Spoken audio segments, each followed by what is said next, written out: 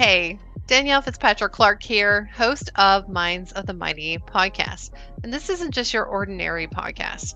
This is where we get real with Olympians, pro athletes, celebrities, and other amazing high achievers who've all conquered their fears and challenges and come out successful on the other side. So every week, you're going to get unforgettable conversations.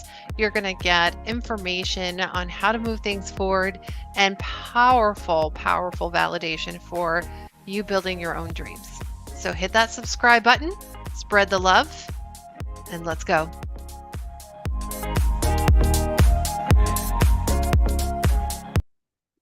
Hey everyone, and welcome back to another episode of Minds of the Mighty podcast. We have an amazing guest, amazing guest. And I have her bio. It's not going to do her justice, but you guys need to listen to the end because then you're going to know just how amazing she is. So we have the beautiful Jenn Drummond here. She is a world record holder, and it's really an interesting story because she had a car accident in 2018 that left her awestruck, and rescue workers couldn't imagine any scenario where she came out of it alive. That's how bad it was, guys. They didn't think she was going to come out of this car accident alive. That's when she realized you don't get to choose when you leave this life, but you can sure choose how you live it. So, this strengthened her awareness to live a more authentic and adventurous way. And we're going to get into that more because this inspired her to climb a mountain for her birthday. Her son raised the stakes by suggesting Mount Everest. So I'm going to stop it there because it gets even more interesting, and I don't want to give all of it at the beginning. So okay, that's a little bit about what you're up to. You're also an author. You have a book coming out. We'll talk about that at the end too. But yeah, Jenn, you're just an incredible woman, and I didn't say this yet, but I'm just going to say it. She has 7 amazing kids, guys. She has 7 kids. It's a busy household, that I promise. Yeah. Okay. So we're gonna start at the beginning because I want this to kind of unfold for people a little bit. Yeah, Everything that you did. So you had a car accident. Wow, they didn't think you were gonna make it. Tell us a little bit about that. right. So I was in the business world. I'm going to give you like way background. I Yeah. was in the business world, built up a business, hired myself out of a job, and was the stay-at-home mom. And I thought like this would be the end all be all because I grew up being like, that's your dream is to be able to be a stay-at-home mom. Yeah. And there was a time that I needed to be a stay-at-home mom because everybody was little and was demanding and all the things because there's 7 of them. But as the kids got older, I definitely was going through the motions and not really thriving in life. I need the stimulation of a work environment for my personality. And I kept telling myself, well, I'll just wait until my kids are in college. And once they're in college, then I'll be able to get back to whatever that looks like for me. Well, the universe had a different plan. And it probably gave me whispers along the way, but I didn't hear the whispers. So I had a horrific car crash Yeah. that woke me up to life and helped me realize that we do not get to choose when we die, Yeah. but we sure get to choose how we live. And every day we have a choice of what that looks like. And putting our lives on hold is benefiting nobody. Yeah. Absolutely. Oh, I love Yeah. that you say that. I love that, and I love that you talked about you had whispers along the way. I did have whispers, like there's little nudges, but I'm like, no, I don't know. I don't know. And then Yeah. finally it was like, okay, girl, we're going to tell you loud and clear. And it was an interesting situation because Yeah. I encountered a semi truck. I went Yeah. end over end, then twisted sideways, ended up upside down in the median. Mhm. When the police got to the accident, they're like, there's no way there's somebody alive. Yeah. I was alive. I went to the hospital. I got checked out of the hospital. Wow. I went home to my kids the same day. And I mean, I didn't even need stitches at that point, Yeah. right? Now, we did find out a few weeks after the accident, I kept spiking a fever Yeah. and we couldn't. So I'd go to the hospital and they'd be like, okay, if it comes back, come back. Then I'd go home and I go to the hospital. And I did this a handful of times. Mhm. Then finally, the third time, we realized that the seatbelt pressure had ruptured my breast implant. Oh, And okay. Yeah. so I was going septic because all the stuff that was going on there. Yeah. So I can say this now because the accident's behind me. I Yeah. got a new lease on life, a Yeah. new car, and new boobs from that whole experience. And life couldn't be better, right? So a lot of new happening for A you. lot of new happening. And like at the same time, life happens in these sequences of events that make them more significant than other things. And Yeah. I had to have this surgery. And then a few weeks after that, a girlfriend of mine was Mhm. running on a trail that you and I would push a stroller down. Yeah. And it was wet out. She slipped, hit a rock, and never came home. Oh, And so yeah. you have that thing happen, and then you place that next to my thing where it's like, why was I saved? What's my purpose? Right. Why was she not saved? Like, how Right. does this all work? Like, it was just like 2019 was a very big year for me of why. Like, who am I? What am I here to do? I better start doing that. What does Yeah. that look like? In 2020, I was turning 40 to age myself. Yeah. And I decided, like, okay, I'm alive. I'm going to climb a mountain to launch this next decade. Like, that's going to be what's going to put me like Yeah. into the right frame of mind for my 40s. And so I asked friends that were into mountaineering because I really wasn't that into it. I had climbed the Grand Teton once. Yeah. And some friends were like, you should climb a mountain called Ama de Blanc. It's a gorgeous mountain. It's located in Nepal by Everest. So it's in the Himalayas. Yeah. Um, it's the Paramount Pictures logo. It means the mother's necklace. I'm like, all these Yeah. things. I'm like, okay, yeah, I'm going to climb this Yeah. mountain called Ama de Blanc. Well, then COVID hits, Yeah. right? And none of us are climbing anything. Yeah. And I am a homeschool teacher with 7 children. Yeah. And one of my sons was struggling with his homework one day. And I said to him, like, listen, buddy, we do hard things, like giving him the proverbial prep talk. Yeah. And he looks at me and he goes, if we do hard things, why are you climbing a mountain called I'm a Dumb Blonde instead of a real mountain like Mount Everest? Okay, I'm gonna stop there because that's amazing. Good job. Good job. I'm like, For your little kid. Ama de Blanc, not I'm a Dumb Blonde, Ama de Blanc. Okay, I just want to make sure that I just want to rewind for a second because when you were Yes. telling that piece of the story, my whole body was like vibrating. And it was the story about your friend, right? On Yes. the treadmill or not on the tread on the trail, on the Yeah. trail and falling. And like one that if we were gonna be on, pushing a stroller, then that's a really freak accident.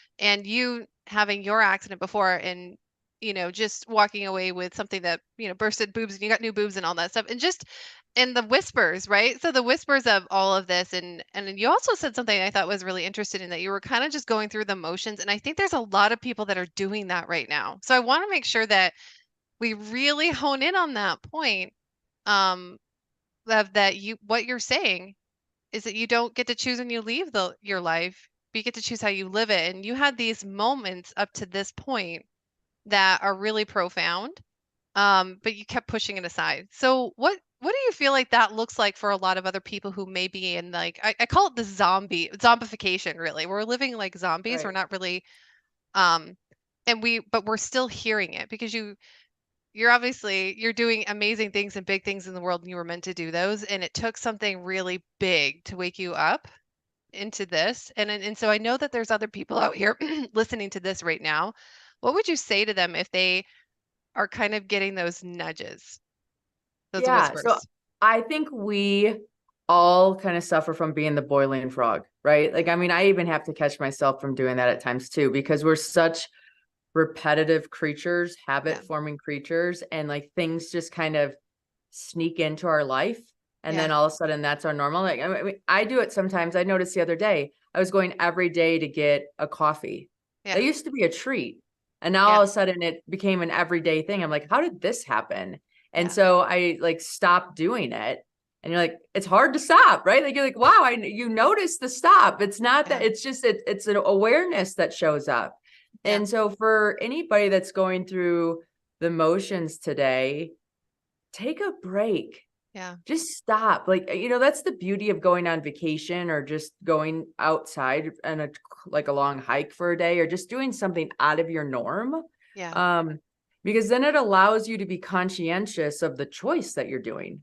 I mean, Yeah. even if you take a different way to work, all of a Mhm. sudden your brain's not in like the rut that it's always doing. And it's like, oh, look at, I'm looking at things differently, or I'm thinking things differently. And that Yeah. trigger of doing that differently allows you to look at all of your life a little bit differently and say, am I choosing these things? Yeah. Or have I just gotten into the pattern of these things and maybe that's not exactly what I want to be doing?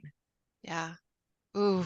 And when I moved to Park City, not that you don't have this option, but it's a lesson to learn. I Mhm. moved to Park City from Michigan in 2015 Mhm. in January. It was the best time of year to move somewhere, Yeah. especially with a personality like mine, because had I moved in the fall, I would have been in all these rooms as the room mom or the soccer coach or all this stuff. Yeah. Well, you move into a town in January, all those roles are filled. Yeah. So all of a sudden I'm taking kids to school and I have all this free time for myself that I haven't had since I could remember. Yeah. And I got to choose like things I wanted to do each day and blah, blah, blah, blah, blah. And Yeah. it was like one of my happiest times of my life because I was doing life for me instead of for everybody else. Yeah. No joke. By the time I got into the fall season of school of 2015, Yeah. I did all the things I did before to like fill up my entire schedule. And then Mhm. when friends started asking me like, hey, do you want to go do this? Do you want to go do this? I'm like, I can't because I Yeah. committed to these other things. Yeah. I'm the room mom again in 5 classrooms. I'm this, that, and the other thing. And it's so easy for us to get into our habits Yeah. that it's, I think, so empowering to break them and to say no, even if it's for a season. Yeah. Just say no. This season, I'm saying no. I know there's like seasons of yeses. Mhm. Like step into this season of no. Yeah. And then I'll see like what you can do with that free time and try not to fill it up and just be intentional about who am I? What do I want to choose? What do I want to be? How do I Yeah. want my life to unfold? And it takes like a disruption to your current pattern. Yeah. I love that. Be curious. Yes, Be curious. curious. Yeah. Exactly. Beautiful. Okay. So we had disruptions and I'm starting to see like everything leading up to the accident and leading up to 2020 and homeschooling and then your son saying, challenging you. He was challenging you, Mount Yeah. Everest. Okay, so let's pick up from there. So we're at Yeah. this So point then where he's saying Mount Everest. yep. And I'm like, finish your homework. We'll look at Everest. So he finishes his homework. We look at Everest. He goes to bed. And then I'm still thinking about Everest. I'm like, Yeah. one life, one chance. Like, Yeah. why not Everest? If my son thinks Everest is the biggest thing ever, Yeah. if I do that, then he knows he can do it too because Yeah. he's my son. Yeah. And so by the end of the week, I had a coach hired to climb Everest and to train for Ama de Blanc. Yeah. Um, and the coach, because I wasn't big into mountaineering, Yeah. had me order a book. And the Mhm. book was about becoming an uphill athlete because obviously you're hiking uphill to climb Everest. And in the front of the book, there was a story of a lady who had gotten a Guinness World Record for doing some feat in the Alps. Yeah. And in a conversation with my coach, I was like, I could have done that. Like, I could suffer. I could have gone across the Alps, got a Guinness World Record, and Yeah. my kids would actually think I'm cool because the cool factor with this homeschooling thing, non-existent, like Yes. none. Like, Yep. I'm not winning at anything here. And he was like, and my coach took that as a challenge. I'm like, okay, cool, whatever. Like, we were kind of like blowing it off. I'm like, I'm not growing pumpkins or speed eating hot dogs. So just a heads up. Yeah. And the conversation was done. Then a Yeah. few weeks later, he calls me back. Let me just say Go one ahead. thing. I just want to Yeah. point this out, guys, for everyone to listen. Jen has a way of surrounding herself with people that challenge her. Yes. I just, it just kind of came in. I'm like, ooh, that's like the third time I've heard that they said that was a challenge. So they set a challenge for you. So beautifully done. Okay, go ahead. Yeah. And I'm a challenge person. Like I Yeah, have challenges that I build for myself that I yeah, let others participate in. Like we have a parenting challenge coming up and I have an intention challenge. And that's what holds me accountable and gets me going. yeah. Um, so anyways, my coach calls me back and he's like, Jen, I have the perfect record for you. Hmm. I'm like, okay, kind of forgetting the conversation. He's like, I think you should be the first female to climb the 7-second summits. I'm like, okay, Well, what are I don't even know what those are. Like, what are you yeah, talking about? And he's like, yeah. okay, well, listen. He goes, it's only been done by one male.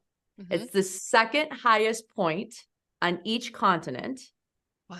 It's harder than the first 7. So like people in your industry would 100% respect you. Yeah. And he goes, and let's think about it. 7 continents, 7 mountains, 7 kids. Sounds like a jackpot. Yeah. I I'm love like, that. kind of does. I haven't really slept in a tent overnight before, but like details, Yeah. we'll figure this out. Yeah. And I talked to the kids about it. We kind of looked them all up and we said, why not? It's never been done before. If it doesn't get done by me, who cares? It's Yeah. the experience and it's exploring and I love to travel. And so I stepped into it. I said, yes. Yeah. It's her yes season. She had a no Yes. season, and this is her yes season. I Yes, love it. season. Okay. Yes.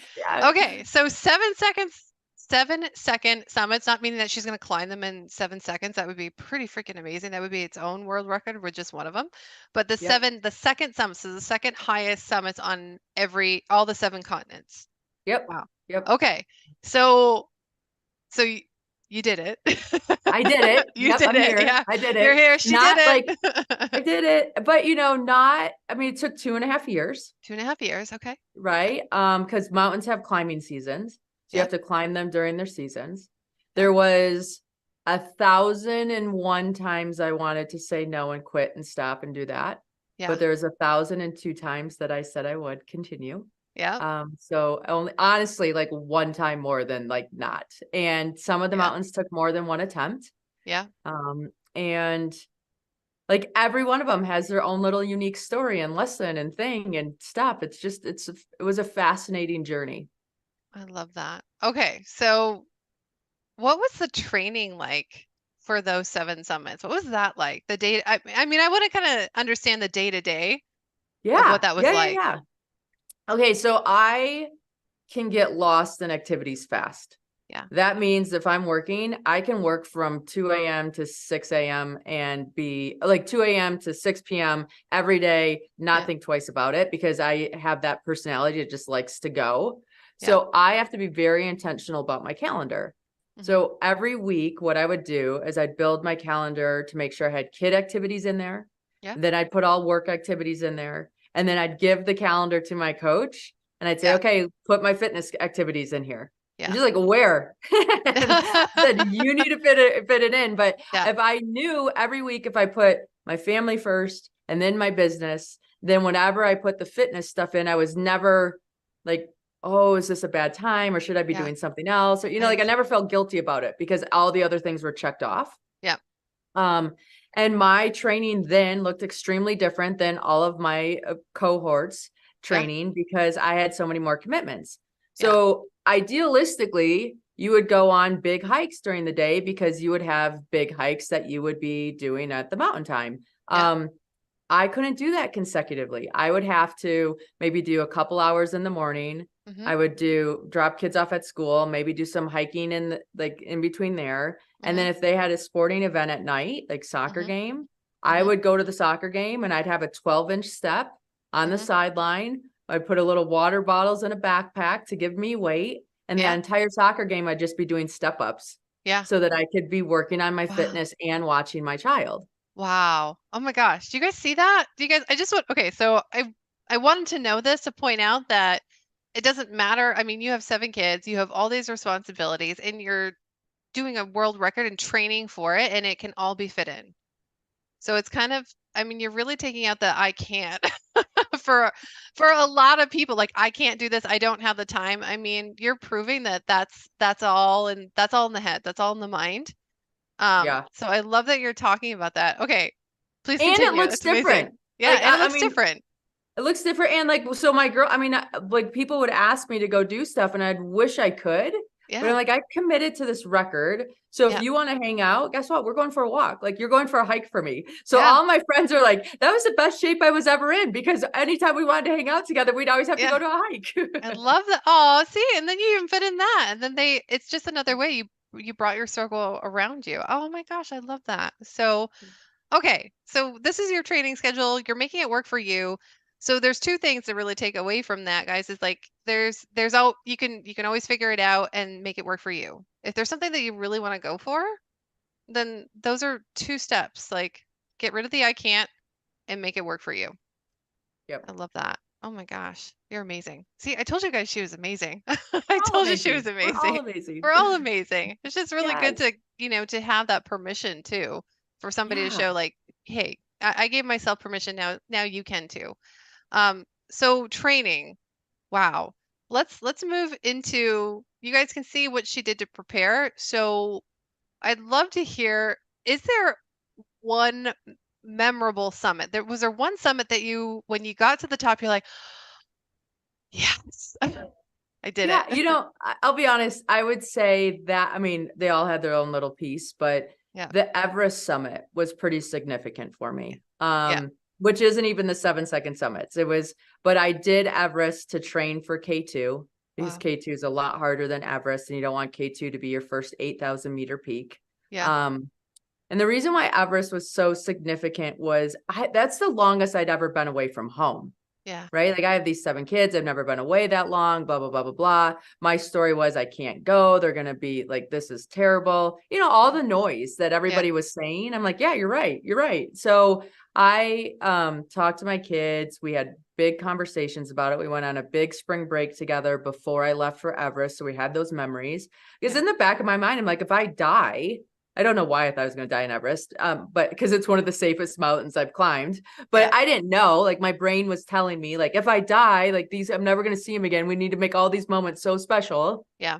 I went to the kids' school and I told the teachers, I'm like, hey, listen, I'm going to be gone for 3 to 4 weeks doing the climb Yeah. of Everest. I've never been gone this long. My mom's coming to stay. The nanny's here. But can Yeah. you just give the kids a little bit more grace Oh. during this time? Because I don't know. I don't know how they're going to be. Yeah. And the teachers are like, of course, this is, whatever. This is amazing. And Yeah. they actually came up with this idea of going into the classrooms Uh-huh. and talking about setting your Everest goal and Mm-hmm. doing like a little goal setting campaign with the school. I So love then that. all these kids had hikers in the hallway with a little flag that said, here's what my Everest goal is. Yeah. And I had a tracking device on me while I climbed Everest. Yeah. So in the front of the school, they made this big mountain, and then they had a little hiker.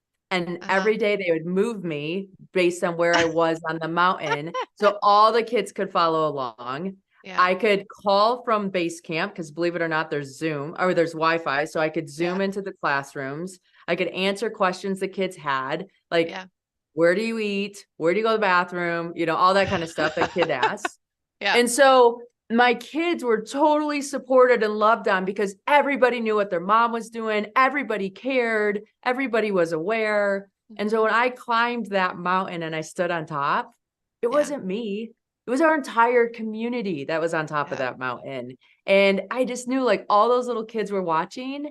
and I wanted them to believe in their dreams, like, so much, that it was so significant for me. Yeah. And it really taught me the lesson of, it's fun to wave your flag at the summits, Yeah. right? Because you're like, hey, I'm here. I made the flag, blah, blah, blah, blah, blah. Yeah. It's hard to wave our flags when we're Mhm. in hard times, or when we're not at the top of the mountain, or when we have Yeah. to go back to base camp because we're not feeling good, or all these different things. Yeah. But we need to wave our flag the entire time during our lives, Yeah. because it shows the world, here's where I am, Yeah. here's what I need, and here's how I can help. Yeah. And Oh. when you have all of that available, then you can be provided for. And so the school wanted to do a campaign on goal setting. Perfect. I was setting a huge goal. I was a perfect person to do that. So I was able to help them. Yeah. They were able to help me to make sure my kids felt seen and loved and cared for while I was gone. And so Yeah. that synergy formed because I voiced a concern and a problem that I had. Mhm. And then people were able to step up and help. Yeah.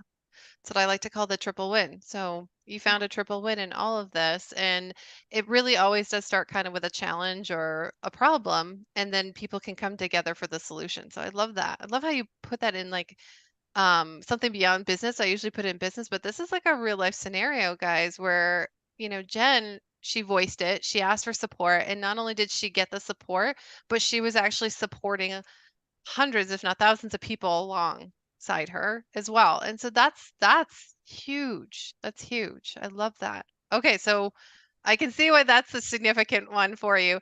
Is there any other story, and maybe this is a good story for resilience, when you were climbing one of the mountains, or maybe it was Everest, or maybe it was one of the other ones, where you're just like, I just don't think I can do it. And then, getting through that. How did you do that? Yeah. So Mount Dictau in Russia. Okay. So Yeah. that's the second highest point in Europe. Yeah. I went to it in September of 2021, and this was a technical climb. So you had to have technical gear, which meant you wanted to have dexterity. So, for example, I ordered 15 pairs of gloves, Hmm. tried on every pair of gloves, mailed back 14 pairs, and kept the one pair Yeah. that I took with me. I fly from Salt Lake City to Amsterdam, and then I'm Hmm. supposed to go from Amsterdam to Moscow. I get to Amsterdam. I check on my flight. Yep, everything's good. You're going to be fine. It's all going to be on time. It was 6 hours later. So Yeah. I go to take a nap in one of their nap rooms, and I come back to board the plane. And like, oh, we're sorry, you can't board the plane. I'm like, what do you mean? I checked on this. Like, they're all this good. They're like, actually, this is a repatriation flight only. If you are a Oh. foreigner and you want to enter Russia, you need to enter from London, Istanbul, or Paris. I'm like, well, how did I get booked on this flight then? Like, I don't even Yeah. understand. So then I got rerouted through Paris to get to Moscow, and Uh-huh. they lost my bags, of Oh. course. So Yeah. I land in Russia. Hmm. My bags are nowhere to be found. Yeah. And when you climb mountains, like weather matters, weather Yeah. is significant. And so Yeah. the guides were at the airport and they're like, hey, listen, we need to go now or we're not going to climb. Oh, And wow. I'm like, okay, well, my bags aren't here. They're like, yeah, we'll have to go to the rental store and rent gear. Okay. I'm like, okay. Um, so I go to the rental store, like I'm not the size of any normal human. Okay, like nothing fits. I rent a jacket that I have to roll up the sleeves. I Yeah. have a backpack that I have to wear like a carabiner to hold the straps closed so it doesn't fall off of one shoulder or the other shoulder. I Yeah. have boots that like my feet are way too small in, like all the things. Yeah. But I told myself, I'm like, you know what? I'm going to just go as far as I can. It will Mhm. be beta for when I come back. I'm not going Yeah. to summit. That's fine. But at least I'll know the mountain and I'll be way more comfortable the next time I come here. Yeah. And so that was my mentality. Yeah. By the love of the universe, God, Buddha, whoever you want to like give credit to outside of myself, Hmm. is we summit. I have Yeah. no clue. I mean, it is the ugliest summit you've ever seen. Like, I'm so glad we didn't have videos. Like, literally, when I'm going down the mountain to come back, I'm like butt scooting in sections because my feet had jabbed into the boots so much that I had a Hmm. broken toe. And so Oh. it was like, how do I comfortably get down here? No one asks like what you look like when you're climbing a mountain. They're just like, did you summit or not? Right. And Yeah. so it was this climb that was so hard. I was Hmm. grumpy so often. We got an electrical storm, like all this stuff went Oh. wrong. Yeah. We summited, we came home, and 6 months later, Russia closes. Like, Hmm. had I turned around Yeah. and not just been like, okay, it doesn't look like how I thought it was, but this is how it looks like. This is how it is. This is how Yeah. it is. And I just had to accept Yeah. so many times that this is what it is. Yeah. And I'm so grateful I did because it's still like we're not able to go to Russia. I'm not Hmm. able to climb that mountain. If I Yeah. didn't climb that mountain when I did, it wouldn't have been in the realm of possibility. Yeah. You wouldn't have hit the world record. You wouldn't have. Yeah, So I mean, it'd still be pending. yeah. So it's kind of this, and I don't know what it looked like. I'm just gonna say this is what we say in the business world is like sometimes you just got to do it sloppy. You just sometimes you just got to get it done sloppy as long as it gets done. It Yeah, I doesn't mean, I have looked to look like an pretty. orphan. I looked like an orphan climbing this mountain the entire time, and it was like, I mean, I was in Scooby Doo underwear because I didn't have any of my underwear, and the only underwear they had at a store that was somewhat my size was like middle-aged boys or something. I have no idea. And I'm like, I want Scooby Doo underwear right now. I don't even know how to like put this anywhere.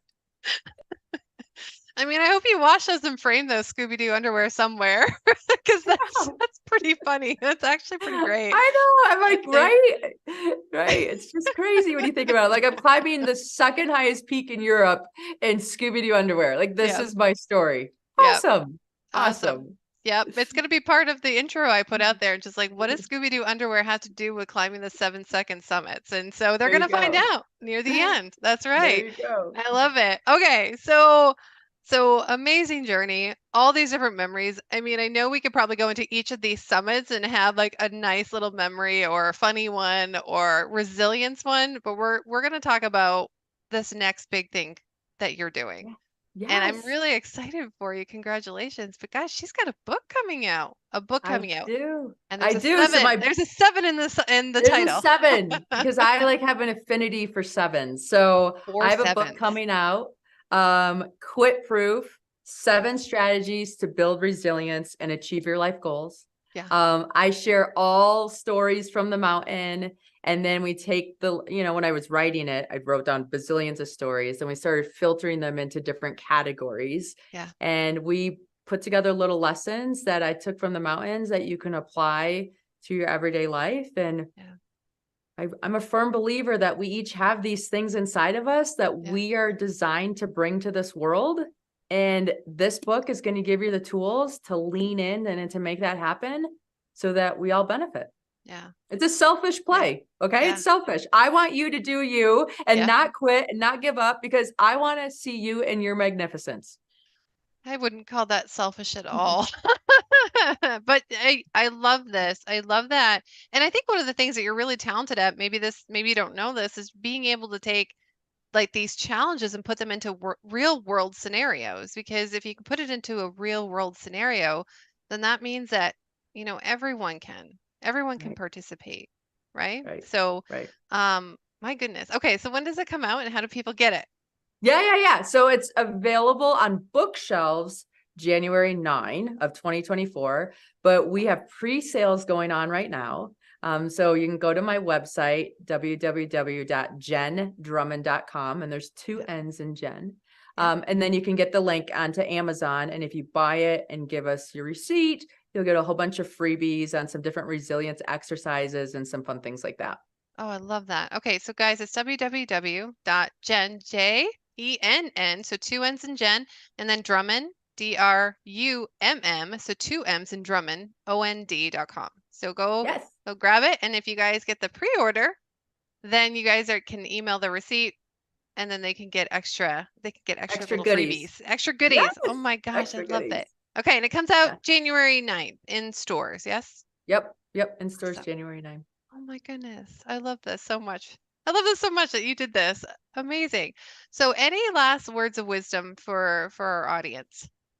Yeah, I mean, I think we can bring it back to where we started. Yeah.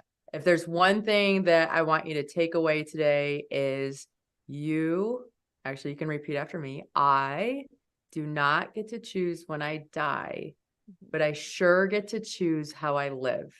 And I want you to remember that whatever you're doing today is a choice.